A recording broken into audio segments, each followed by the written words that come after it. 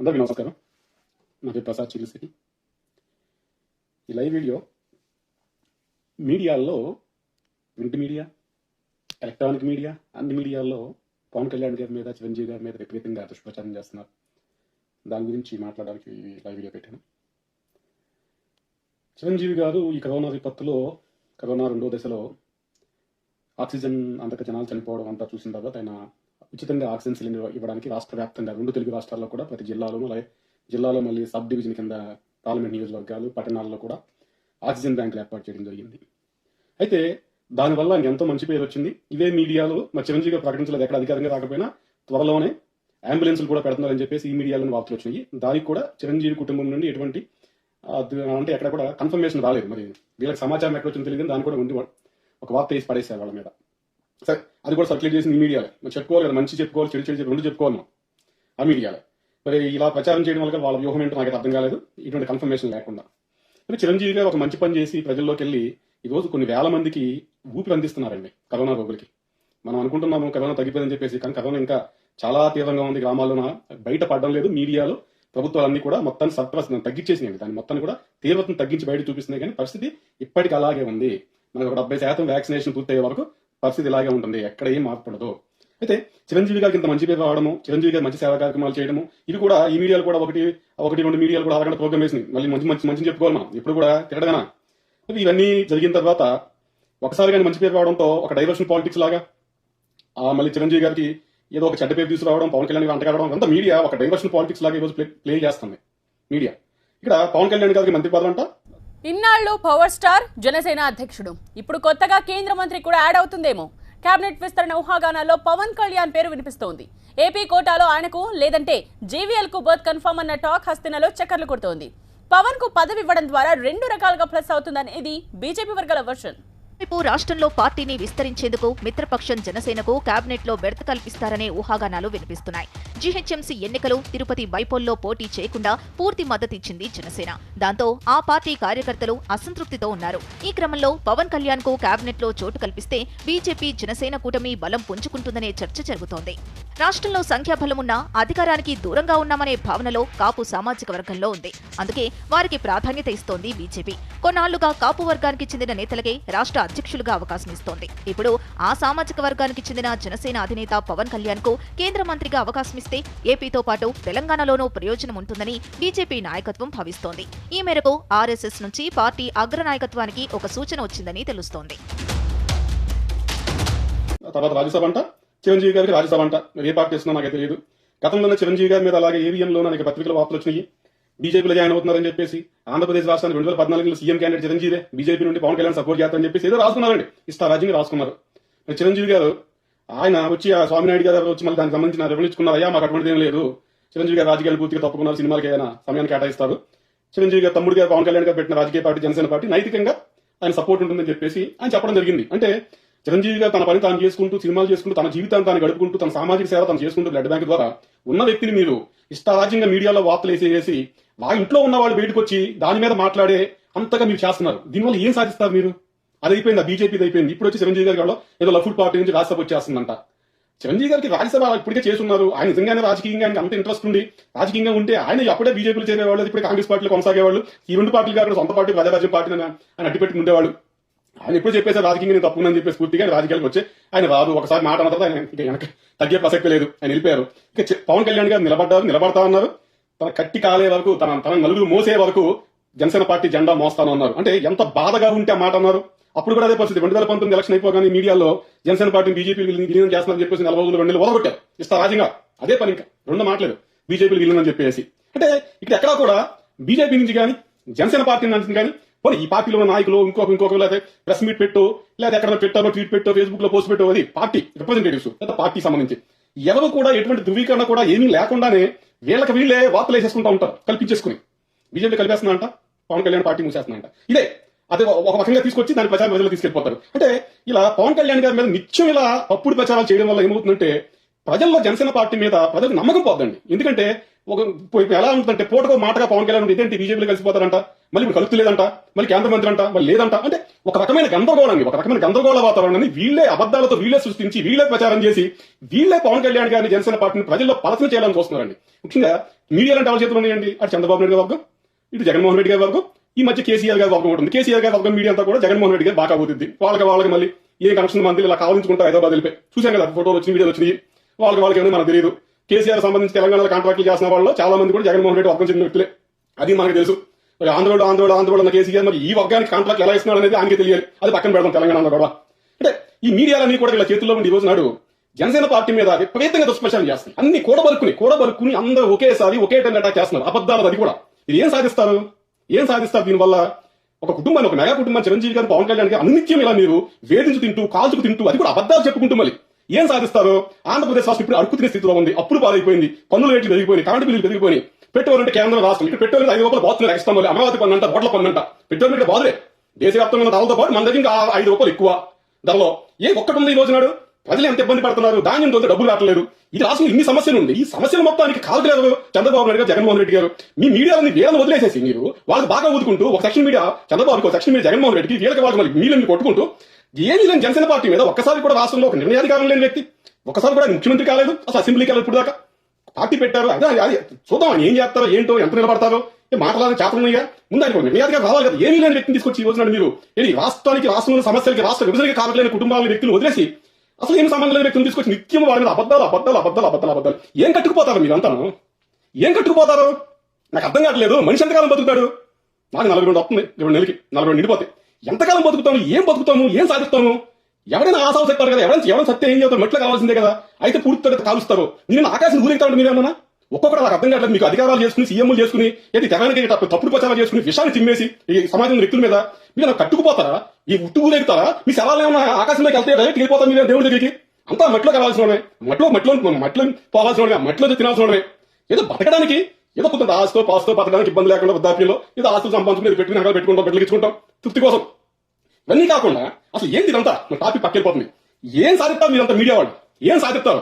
ఎందుకు ప్రజలు అలా చేస్తారు? ముఖ్యంగా పవన్ కళ్యాణ్ గారిని, చిరంజీవి గారిని ఎందుకు ప్రజలు అలా చేస్తారు? మీరు మీకేమన్నా రాజ్యసభ కేంద్రం అవుతారా? చిరంజీవి పవన్ కళ్యాణ్ గారు కేంద్ర మంత్రి అవుతారు. ఆయన చెప్పారు కదా 2014 నాకు ఆఫర్ వస్తే నేను తిరస్కరించాను, నాకు వద్దని చెప్పాను. అమిత్ షా గారు పిలిచారు కేంద్ర మంత్రి వస్తే రాజ్యసభ అని చెప్పేసి నో చెప్పారు. ఆయన ఇప్పటికీ కేంద్ర మంత్రి గారిని ఒప్పుకోవడం లేదు పవన్ కళ్యాణ్ గారు. అంటే ఇక్కడ ఓట్లు సీట్లు పక్కన పెడితే ఒక వ్యక్తికి ఒక కెపాసిటీ ఉంటుందండి. ఈ ఓట్ల రాజకీయం, సీట్ల రాజకీయం అనేది పక్కన పెట్టుకున్నాం. పవన్ కళ్యాణ్ గారు సిద్ధాంతాలు కట్టుబడి డబ్బులు పంచకుండా కొత్త వారికి టికెట్లు ఇచ్చి ఆయన ఒక ప్రయోగం చేసి ఒక వినూత్నమైన ప్రజలకు వెళ్ళారు. సాంప్రదాయ రాజకీయం చేస్తే పవన్ కళ్యాణ్ బాగా ఎంత ఉందో, జగన్మోహన్ రెడ్డి గారు ఎంత ఉందో, చంద్రబాబు ఎంతో ప్రజలు తెలిసిపోతుంది. ప్రజలు కూడా తెలుసు సాంప్రదాయ రాజకీయం చేస్తే.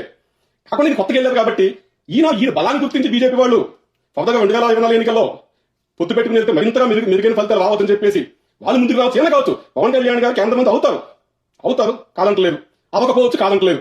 అయితే దానికి సంబంధించి ప్రకటన చేయవలసింది మీ మీడియాలో కాదు. బీజేపీ స్పోక్స్ పర్సన్ ఢిల్లీలో ఉంటారు. బీజేపీకి సంబంధించిన అధికార ప్రతినిధులు, అలాగే మా జనసేన పార్టీ సంబంధించిన 12 మంది అధికార ప్రతినిధులు మాకున్నారు. మాకు మీడియా హెడ్ హరిప్రసాద్ గారు ఉన్నారు. మాకు ఒక వ్యవస్థ ఉంది. మాకు ఈ రోజు నాడు మా పార్టీ సంబంధించిన అధికారిక విభాగాలు, సెక్రటరీ టీము, అలాగే జనసేన పార్టీ సంబంధించిన ఒక ఫేస్బుక్ పేజ్, అలాగే ట్విట్టర్ హ్యాండిల్, మాకు సామాజిక మాధ్యమాలు ఉన్నాయి. ఎక్కడో చోట మేము చెప్తాం కదా. లేదు బీజేపీ సంబంధించి ఎంతో మంది ఉన్నారు, అధికార ప్రతినిధులు ఉన్నారు. వాళ్ళకి అనేక ట్విట్టర్ అకౌంట్లు ఉన్నాయి, ఫేస్బుక్ అకౌంట్లు ఉన్నాయి. అమిత్ షా గారు ఉన్నారు, బీజేపీ సంబంధించి కీలకమైన వ్యక్తి, లేకపోతే నడ్డా గారు ఉన్నారు. ఎంతమంది వ్యక్తులు ఉన్నారు కదా. ఏదో ఒక సందర్భంలో చెప్తారు కదా, ఇదిగోండి పవన్ కళ్యాణ్ గారు కేంద్ర మంత్రి ఇస్తున్నాం, ఆయన ఒప్పుకున్నారు. లేదా ఇక్కడ బీజేపీ మన జనసేన పార్టీ నుంచి మాకు చర్చలు జరిగినాయి, కేంద్ర మంత్రి ఇస్తున్నారు, మేము తీసుకుంటున్నాం. అంటే ఒక రకమైన ఏదో ఒక చర్చలు జరిగి, ఒక అవగాహన జరిగి, రెండు పక్షాల నుంచి, ఇరు పక్షాల నుంచి ఏదో ఒక పక్షం నుంచి కన్ఫర్మేషన్ వస్తే మీరు ప్రచారం చేసుకుని తప్పలేదు. కానీ ఇక్కడ ఏమీ లేకుండా మీరే అక్కడ నిప్పు అంటారు, మీరే అక్కడ పొగంటారు, అది నిప్పు వచ్చేసిందంటారు, కాలిపోయిందంటారు, బూడిదైపోయిందంటారు, వాళ్ళు వచ్చి ఆ బూడిది కొట్టిపోయిందంటారు. మొత్తం మీరే. అక్కడ ఏమి ఉండదు. అక్కడ పొగ పెట్టేది మీరే, నిప్పెట్టేది మీరే, దాన్ని కాల్చేది మీరే, అక్కడ నీళ్లు పోసి దాన్ని నీళ్ళలో కొట్టుకెలా చేసేది మీరే. మొత్తం మీరే, ఇంకా ఏం లేకుండానే. ఏం మనుషులు రాసావు మీరంతా? అసలు ఆ ఆర్టికల్స్ ఏంటి, ఆ పేపర్లో రాతలు ఏంటి, పేజీలు రాసేస్తున్నారు ఒక్కొక్కడును. అంత దొరదగా ఉంటే టీవీ 9 ఉంది, మీ వారం మీద వేసుకోండి. మీరు కాదంటలేదు కదా ఇప్పుడు. ఇటువంటి ఊహాగానాలు మీ వారం మీద వేసుకోండి, మీ యాంకర్ మీద వేసుకోండి. ఇప్పుడు మీకు ఆడవాళ్ళని తప్పుగా మాట్లాడాలి కానీ ఇటువంటి దరిద్రపు మీడియాలో పనిచేసే వాళ్ళకి ఇంకా విలువలు ఏమంటే చెప్పండి, విలువలు వదిలేసిన మొత్తం బ్యాచ్ అంతా వేసుకోండి. అర్ధరాత్రి పూట టీవీ నేను దొరికిపోయింది ఏదో పని చేస్తా వేసుకోండి, తెలుసు కదా ఆ పని చేస్తా, మీరే టైటిల్ రాస్తావు కదా ఆ పని చేస్తా, హీరోయిన్ బుక్ అయిపోయింది దొరికిపోయింది చెప్పి మీ యాంకర్ మీద వేసుకోండి, ఆ పని చేస్తా యాంకర్ దొరికిపోయింది, ఈ పని చేస్తా రజనీకాంత్ దొరికిపోయాడు, ఇది ఈ కేసులు వీడు దొరికిపోయాడు, గంజాయమ్మతో టీవీ నేను పట్టుబాటు వేసుకోండి. సంచలన వార్తలు వస్తుంది మీకు అప్పుడు రాష్ట్ర వ్యాప్తంగా బ్రేకింగ్ న్యూస్ వేసుకోండి దాని మీద. ఎందుకంటే ఆడవాళ్ళని మాతృమూర్తుల్ని అమ్మతనం ఎవరికైనా అమ్మతనం ఆ మాట పదమే అనలేకపోతున్నాను మీకు అర్థమై ఉంటుంది. ఎందుకు బతుకులు మీక ఏది రాధాకృష్ణ నెక్స్ట్ వేసుకోవాలి నీ మీద నీకేసే వేసుకో. ఈ మధ్యనే మీ భార్య గారు చనిపోయారు, దైవాధీనం, చావు పుట్టుకుని మన చేతుల్లో లేవు, దాని గురించి నేను మాట్లాడి కానీ ఒక బ్రేకింగ్ న్యూస్ ఇస్తాను నీకు, ఒక బ్రేకింగ్ న్యూస్ వార్తిస్తా Radhakrishna. ABN breaking news, ABN రాధాకృష్ణకి ఎయిడ్స్, ఆ ఎయిడ్స్ తీసుకెళ్లి భార్య కంటించాడు, ఆ ఎయిడ్స్ తో ఆయన చనిపోయిందని చెప్పి వార్త వేసుకోయా. నీ మీద నువ్వు వేసుకో, సంచలన వార్త అవుతుంది రాష్ట్ర వ్యాప్తంగా, నీకు అర్థం కావట్లేదు. ఒక రోజు బ్రేకింగ్ న్యూస్ అది వేసుకుంటావు నీ మీద, నీకు కుటుంబం ఉంది వేసుకుంటావు నీ మీద నువ్వు. ఎందుకు ఈ జర్నలిజం ఏంటి, ఇదేంటి? ఉన్నది ఉన్నట్టుగా చెప్పండి, లేనిపోయి కల్పించుకుని మీకు మీరే ఊహాగానాలు చెప్పేసుకుని అచ్చేసుకుని ఇచ్చేసుకుని మీరు చూసి వస్తున్నారా? ఇస్తాను అసలు పేపర్ ఒక్కొక్కటి చదువుతుంటే అండి రక్తం ఉడికిపోతుంది ఒక్కొక్క రాతలు చూస్తుంటే. ఏ రాతలు ఏంటి ఎవరైనా చెప్పాలి కదా మీకు? మీ మీద వేసుకోండి. మీకు దొరదగా ఉంటే మీ యజమానులు, మీ యాంకర్లు, మీ టీవీలు మీ మీద మీరు వేసుకోండి సంచలన వార్త. మీకు ఆనందం లేదు, మీకు సంబంధించి మీరు ఎన్ని సంచలన వార్తలు వేసుకున్నా, ఎన్ని బ్రేకింగ్ న్యూస్ వేసుకున్నది మీ టీవీ, మీ కుటుంబాలు, మీ వ్యవస్థ, మీ యజమాని మీకు సంబంధించింది. మాకు సంబంధం లేదు, మీ కొట్టు తావండి ఒక్కొక్కరు. కానీ మా దగ్గరకు వచ్చేటప్పటికి మా జనసేన పవన్ కళ్యాణ్ గారు, చిరంజీవి గారు మెగా కుటుంబం జనసేన పార్టీ దగ్గర వచ్చేటప్పుడు మాత్రం ఒళ్ళు దగ్గర పెట్టుకోండి. ఏం జర్నలిజం విలువలు, ఎక్కడి నుంచి వచ్చిన జర్నలిజం విలువలు? ఇది జర్నలిజం అంటారు, ఇది వ్యభిచారం అంటారు, బ్రోకరేజం అంటారు, ప్రెస్టిట్యూట్స్ అంటారు. దీన్ని జర్నలిజం కాదు వ్యభిచార కొంపలు ఇవి. ఇక్కడ చాలా పదాలు ఉన్నాయి కానీ మింగేస్తున్నాను అన్ని కూడా. నేను సభ్యత లేనివాడిని అవుతాయి అన్ని పలికితే. పెద్ద పెట్ట న్యూస్లు ఏంటి అయ్యి, న్యూస్లు అంటాయి అవుతారా? పవన్ కళ్యాణ్కి ఎంతమంది అవుతారు అయితే ఏంటి చెప్పనివ్వండి, చెప్తారు పార్టీ నుంచి వచ్చింది నోటి వచ్చింది లేదా బీజేపీ వాళ్ళు చెప్తారు. తప్పేమో రాజకీయం లేదు, పవన్ కళ్యాణ్ కాకూడదా పదవులు రాసి పెట్టారు మీకేమన్నా ఎవరికైనా? మీకే మీ యజమానులకి, మీ బ్యాకప్ చేసే వాళ్ళకి, మీ డప్పు కొట్టే వాళ్ళకి సీఎంలు, కేంద్ర మంత్రులు రాసి పెట్టేశారన్నమాట. ఇంకా ఎవరికి లేదన్నమాట. అవుతారా? అయితే అవుతారు, తప్పేముందా? అయితే అవుతారు, కేంద్ర మంత్రులు అవుతారు, రాజ్యసభకి వెళ్తారు, వెళ్ళకపోవచ్చు, ఏమైనా జరగవచ్చు. అయితే అవన్నీ కూడా అధికారికంగా ప్రకటించే వరకు ఆగాలి మీరు జర్నలిస్టులు. అంతేగాని రాజ్యంగా నోటికి వచ్చినట్టు రాయకూడదు. ఒకవేళ జరగలేదని చచ్చిపోతారా? టీవీ ఛానల్ మూసేస్తారా? చిరంజీవి గారు బీజేపీ చేద్దామని చెప్పేసి ఏబిఎన్లో ఎన్ని కథనాలు వచ్చినాయి, వరుసగా ఎన్ని కథనాలు వేసారు బీజేపీ చేద్దామని చెప్పి ఏబిఎన్లో ఎన్ని పేపర్ కటింగ్ వచ్చింది నా దగ్గర నేర్పడట్టు. ఏమైంది? చచ్చిపోతారు రాధాకృష్ణ అన్న చెప్పింది జరగలేదు కదా, జ్యోతిషుడు కదా, తప్పుడు కదా. ఏం బతుకుతున్నారా? రోడ్డు పక్కన వస్తుంది పంది బతికి నువ్వు బతికే వయసు వచ్చింది. ఎందుకు ఆ వయసు ఎందుకు వచ్చింది?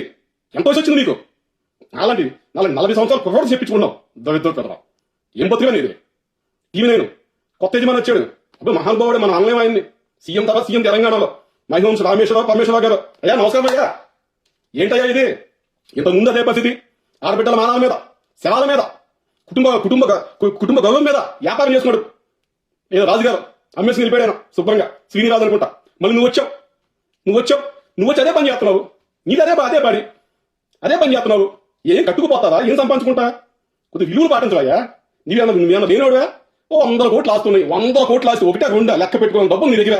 ఇంకేం చేసుకుంటా? ఇట్లా అర్థమైన రాత్ర రాసుకుంటూ, ఇది వ్యక్తులు కించపరుచుకుంటూ, ఆడబిడ్డల మానాల మీద, ప్రాణాల మీద, వ్యక్తుల గౌరవం మీద, కుటుంబాల మీద బతుకుతూ ఏమన్నా పరమేశ్వరం అనుకుంటే ఏమయ్యా? రామేశ్వరం ఇదొకటి. ఎంత సంపాదిస్తావు? ఏం చేసుకుంటావు? ఏం కట్టుకుపోతావు డబ్బుల్ని? ఇంత దిగాల డబ్బుల కోసం? టీవీలో యాంకర్ ఏం చెప్తానంటే ఆ బుద్ధి, జ్ఞానం, సిగ్గు, లబ్జన ఎడితేగా రజనీకాంత్ ఉంటాడు సూడి పందిలాగా, ఎవరైనా ఆదిశేషిగా కరెక్ట్ పంది బొమ్మ పెట్టారండి. ఆ సూడి పందిలాగా ఉంటాడు. ఎగిరి నవ్వులు, ఎగిరి ఆతలో ఏదో జీతాన్ని పనిచేసేవాడు అలా చేయడు. కావాలని ఏదో సునకానాన్ని పొందుతూ సూడి పందిలాగా ఉండి, ఇది బాడీ షేమింగ్ కాదు, ఇది అది వ్యవహార శైలి. సూడి పందిలాగా ఉంటుంది అంతే, బాడీ షేమింగ్ అనుకోమాకండి. నేను అలాగే ఉంటాను, నన్ను కూడా చాలా మంది అంటుంటారు. లేదు, పంది సూడి పందిలాగా కూర్చుని అది వాటము, అది నవ్వు, అది ఎకిలి చేస్తలు, ఎకిలి పనులు, ఎకిలి మాటలు. ఏంటి జర్నలిస్టులు అంటాం మీరు ఏమన్నా? చాలండి, ఇక చాలు. నేను అదుపు తప్పుతున్నాను, ఇది మంచిది కాదు. ఏమన్నా అంటే వీళ్ళకి ఏమన్నా ప్రశ్నిస్తే వీళ్ళకి ఎక్కడ లేని పౌరుషం, రోషం పొడుచుకొచ్చేది. తప్పులు ఎవరు చేసేది వ్యభిచార పనులు, డాష్ పనులు, నా కొడుకులు చేసేవన్నీ కూడా అన్ని ఏమన్నంటే కోపాలు పొడుచుకొచ్చేది. ఒక్కొక్కటి రోషం పొడుచుకొచ్చేది, మగతనం, ఒంట్లో మగతనం పొడుచుకొచ్చింది. చేసేది లంగా పనులు, లుచ్చా పనులు, లంగా పనులు చేసుకుంటూ ఎవరైనా ప్రశ్నించాలంటే చాలు మమ్మల్ని అంటారా? ఈ మీడియా పెట్టుకొని ఇంట్లో కూర్చోండి. రాష్ట్రంలో 2 తెలుగు రాష్ట్రాల్లో 10 కోట్ల మంది జనం ఉన్నారు కదా, ఏమన్నా మేము అన్నాం వెళ్ళి ఎందుకంటాం 10 కోట్ల మంది జనం ఉన్నారు, ప్రతి ఒక్కరు అంతా వెళ్ళి ఎవడు పరాడు చేసుకుంటున్నాడు, ఎవడు బతుకుతున్నాడు. కానీ మీరంటే రుచ్చాగాళ్ళు ప్రజల మీద పడి బతుకుతున్నారు, ప్రజల మానవ ప్రాణాల మీద, కుటుంబ విలువల మీద, గౌరవం మీద పడి బతుకుతున్నారు దరిద్ర పెదవల్ల.